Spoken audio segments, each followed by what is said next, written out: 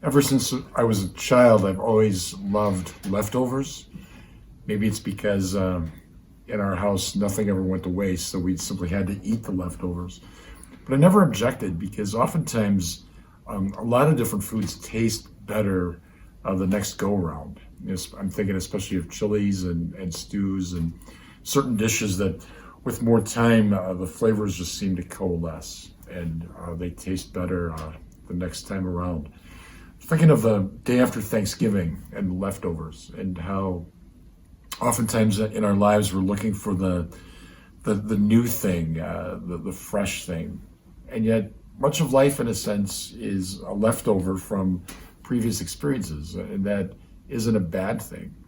I know for many of us, yesterday, Thanksgiving was different this year because of COVID, and it may leave us feeling empty or isolated or sad, or thinking of previous holidays, or perhaps we've lost a loved one this year, and for the first time this holiday, that person is not physically with us. So leftovers of our spiritual lives are really the memories we have. What is left over from previous experiences? And the answer is a lot.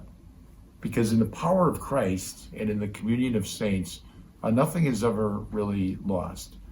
And on a human level, we can feel the physical absence of someone painfully. And we can feel the grief that things are not the way they used to be. And yet the Lord in his mercy gives us the power of memory. And even though sometimes memory is painful, it's also beautiful because we can call to our minds and hearts the experiences in our life that have formed us and shaped us. We can call to our spirits the people that we are still in a relationship with in the power of the communion of saints. Those memories stand as mileposts on our way to the Father's house and refresh us in those moments of sadness and difficulty that indeed the Lord still loves us. His Son is present in our lives, and his promise of mercy and salvation is enduring.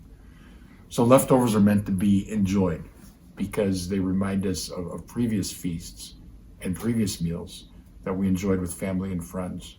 And in the kingdom of God, not one scrap goes to waste. And for that, we give thanks and praise on this day after Thanksgiving.